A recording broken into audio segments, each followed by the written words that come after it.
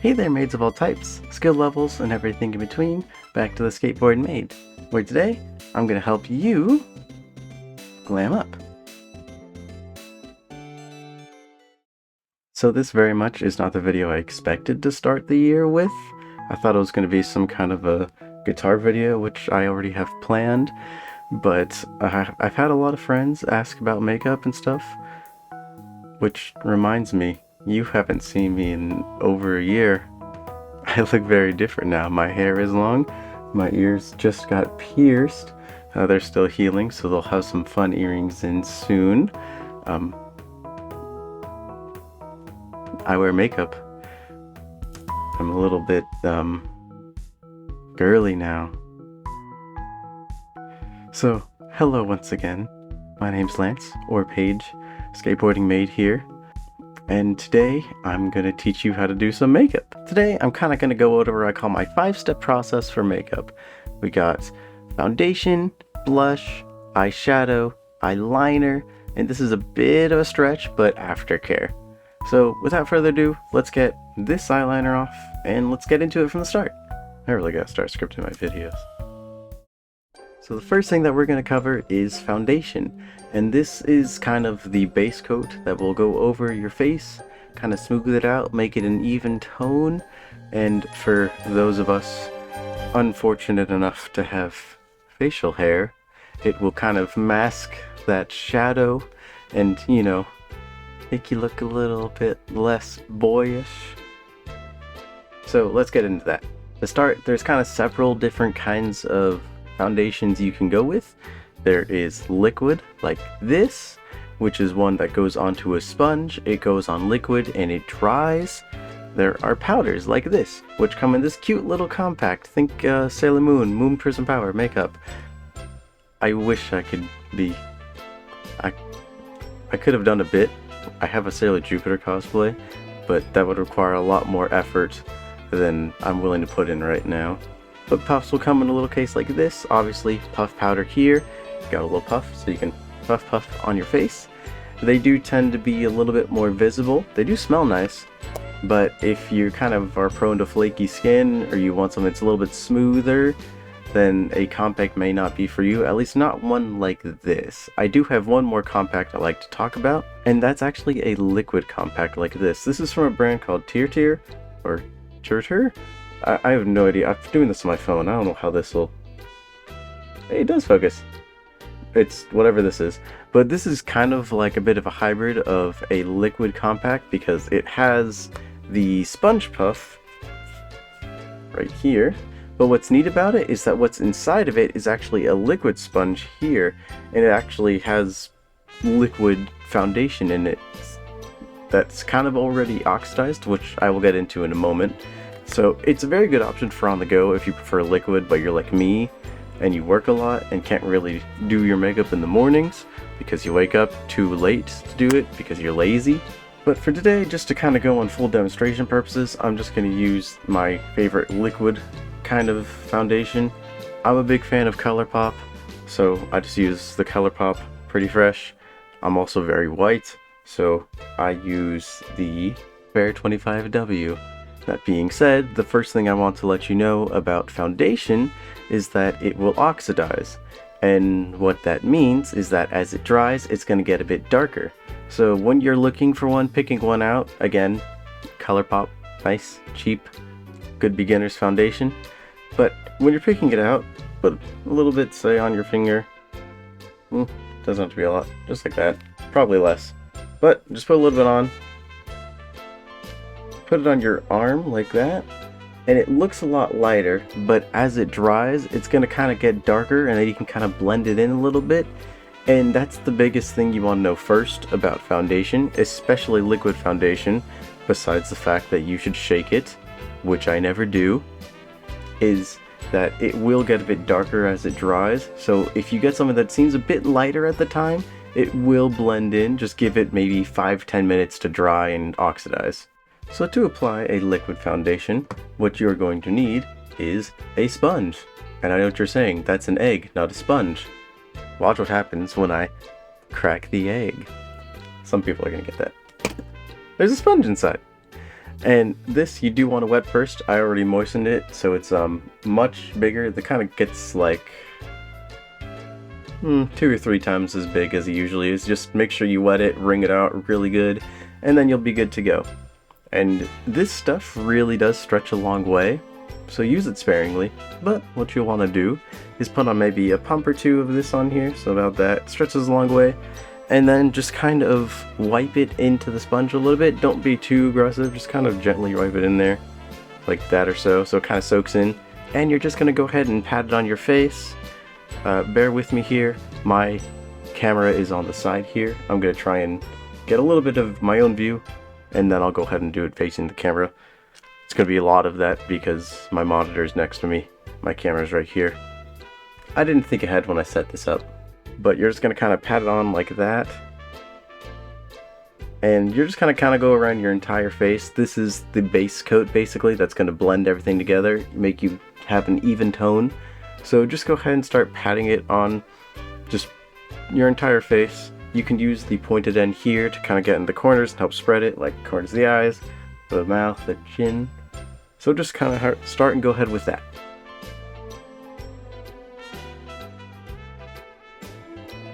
These are the times that I really wish I had a headband.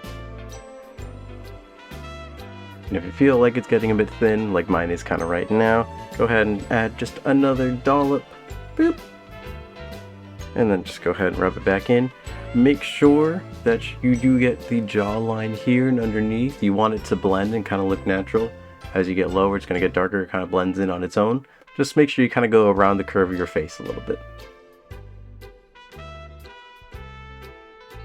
And that's the foundation step, really simple.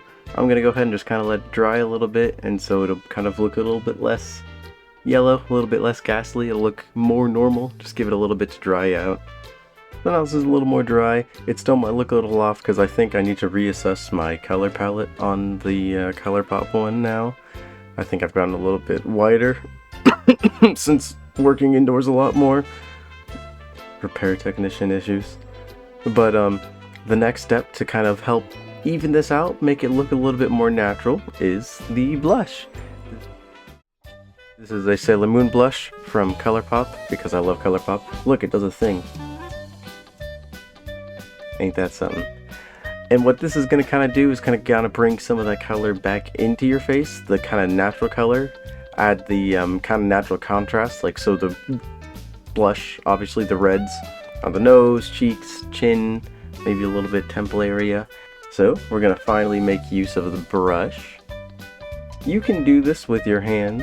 I do this with my hands most of the time, but I'm trying to be professional, so brush time. But you're just going to kind of put a bit on your brush here and just kind of go over some of those high spots. You don't really need to be too heavy-handed or light-handed with this. And just kind of bring a bit of the natural color back in.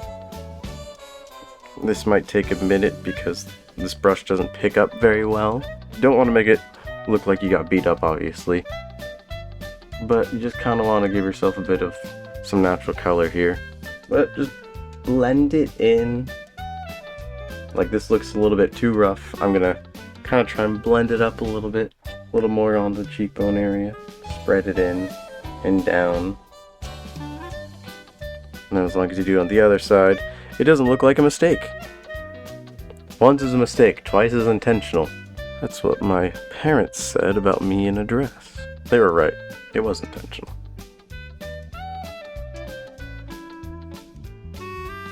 But just use blush to kind of bring some life back into the face, a little bit more color back into it, make it a little natural.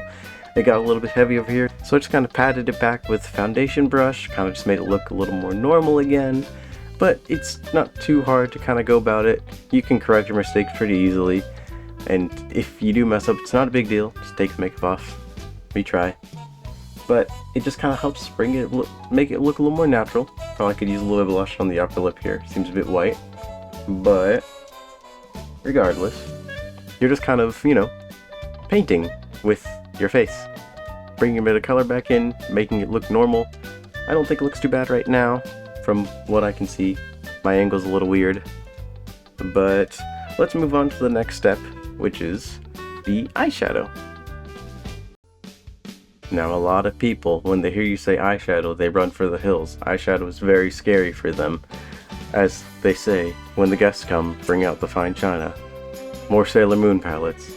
This one also does something cool. Look at this.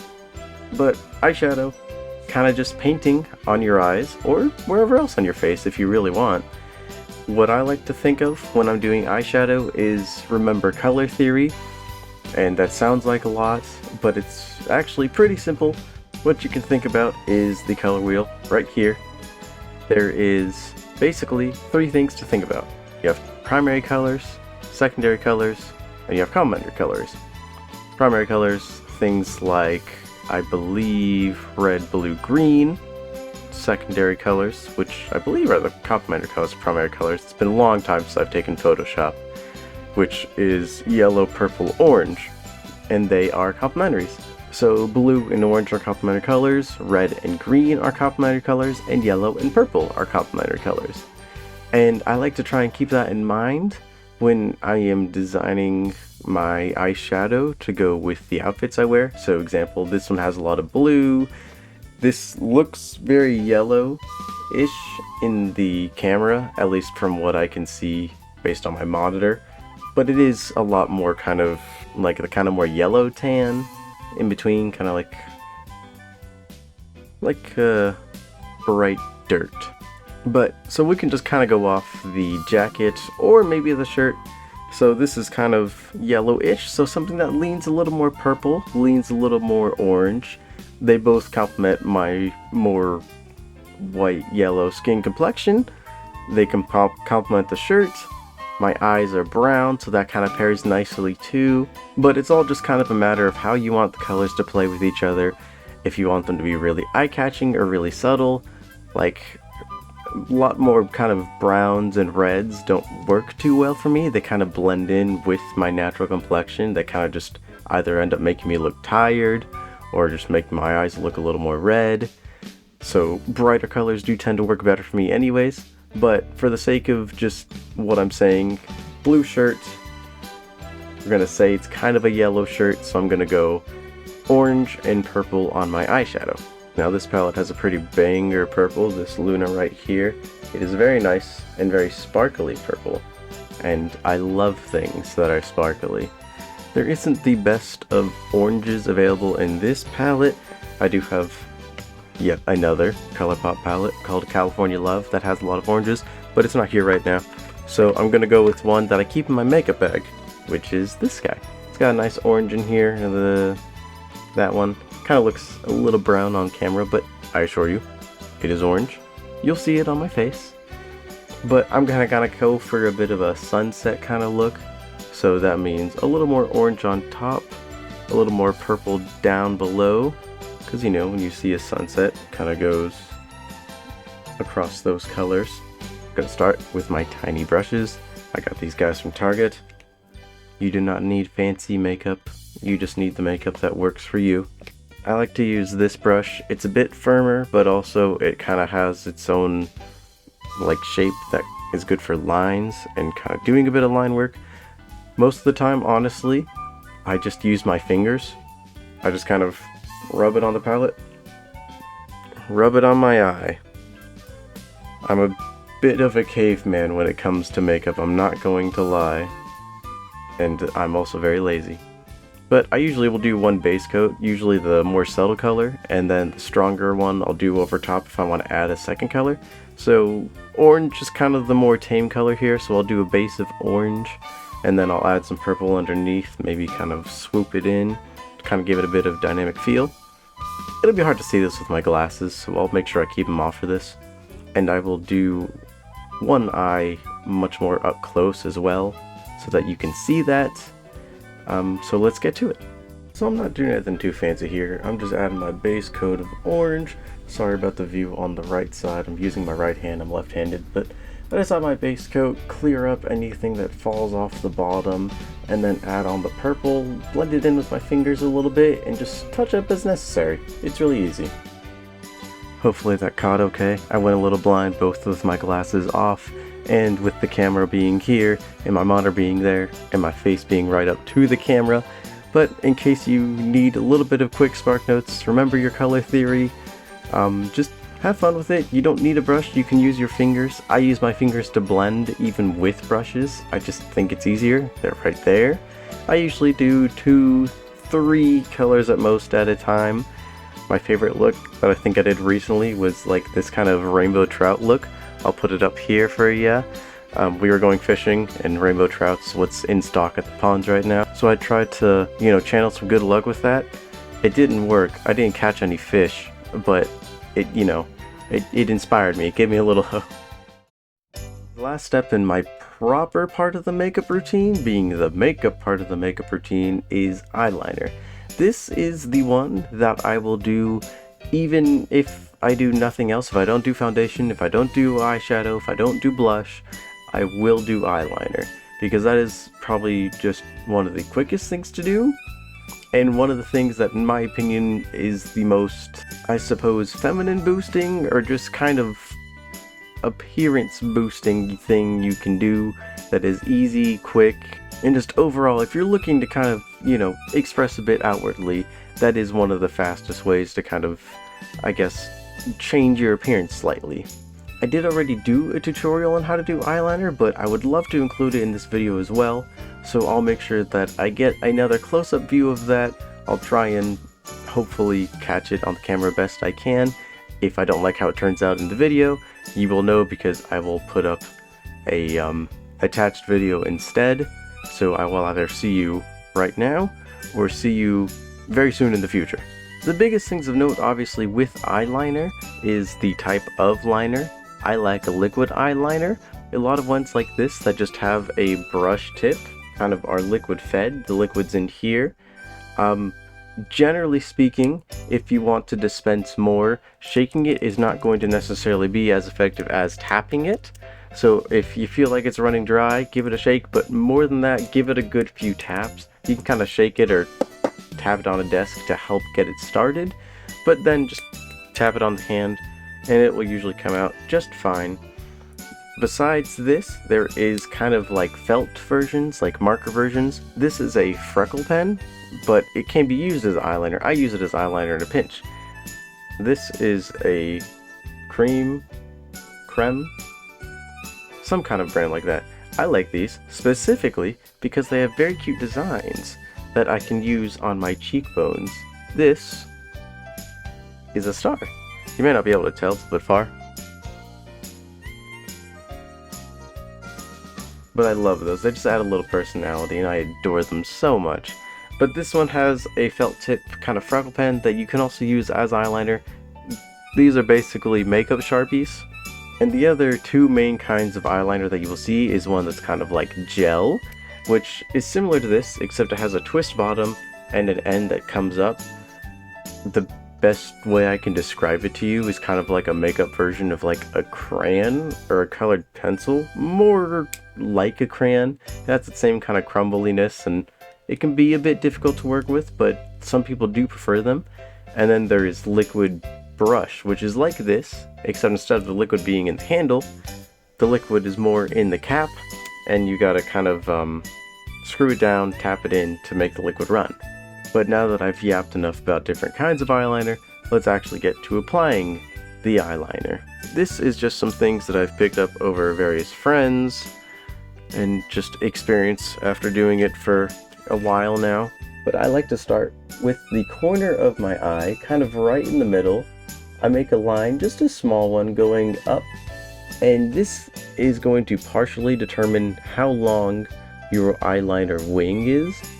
I tend to do it just kind of where my eye stops, or I suppose the indent. Point is, I like to do it to about, the corner of my eye right here, so.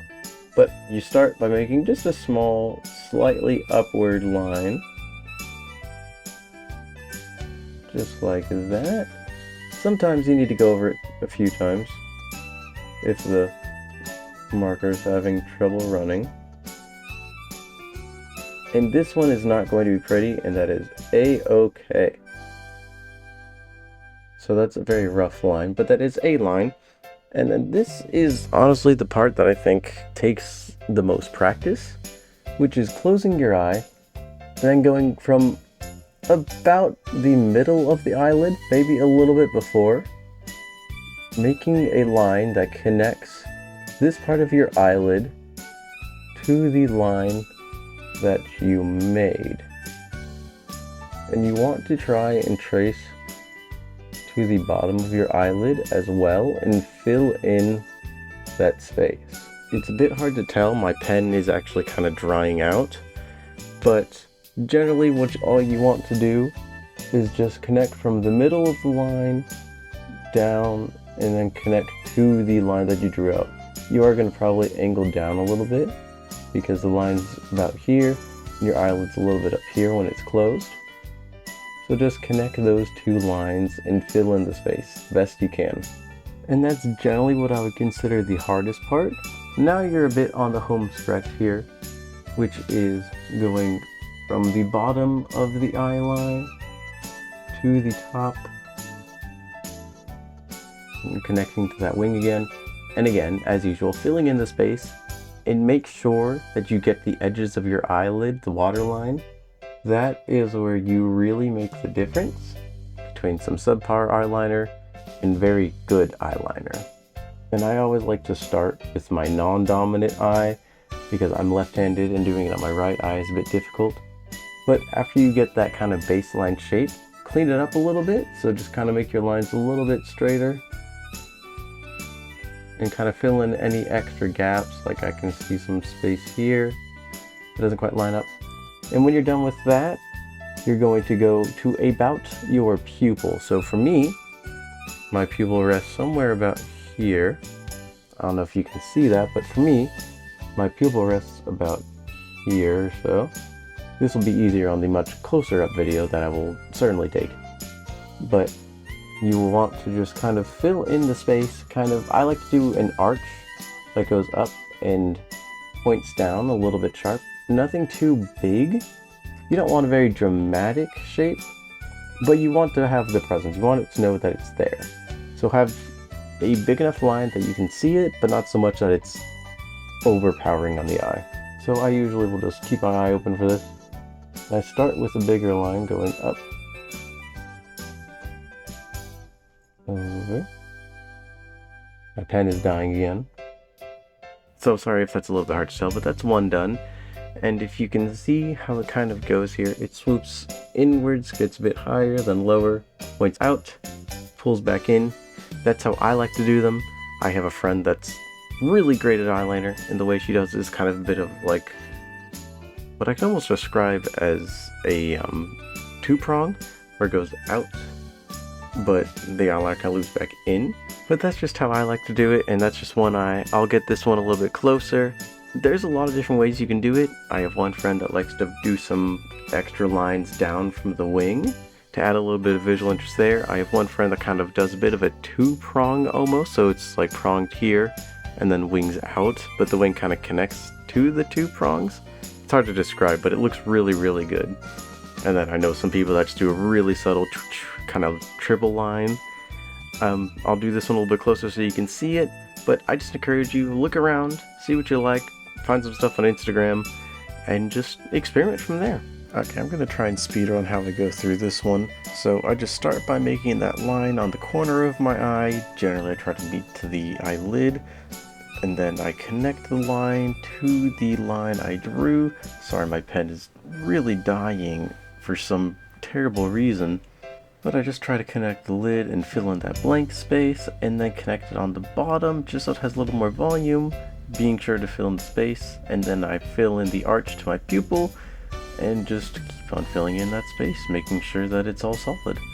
And then after that, it's done. Hopefully that close-up shot turned out, and if not, I'll just re-record it for you real quick. But that's the basics in terms of makeup, but there's still one more step, and that is the aftercare. So hopefully you like how this turned out. It's a bit hard to tell with my glasses on. The lighting in my room, not the best. I don't have studio lights. I have one stem light right over there, and that's what's keeping me in view for you right now. But the last step, of course, is the aftercare. And that just basically means that morning and night, how do you take care of yourself? Obviously, washing your face, You can get makeup cleansers, which are very good. Some things that'll help your pores, especially clean them out, kind of shrink them a little bit so that makeup doesn't get stuck in them as much. Invest in just any pair of makeup wipes. It doesn't matter. They're like $2-3 for a nice big pack. This is a 40 pack. But just get some makeup wipes so that you can clean off your makeup properly. Don't do it with like just soap and water. Get makeup wipes. You could try facial cleansers. If you keep it simple, just use makeup wipes at the end of the day. Wash your face. And just don't take it overboard. If you're feeling like your eyes are sore, skip a day. And honestly, I think you'll be golden. I'm no expert. That's one of my other friends. She's an aesthetician. She is beautiful and amazing with makeup, and I wish I could look half as good as she does. But with that being said, whether it's a good day or a good night, toodle pip. I'll see you in the next one.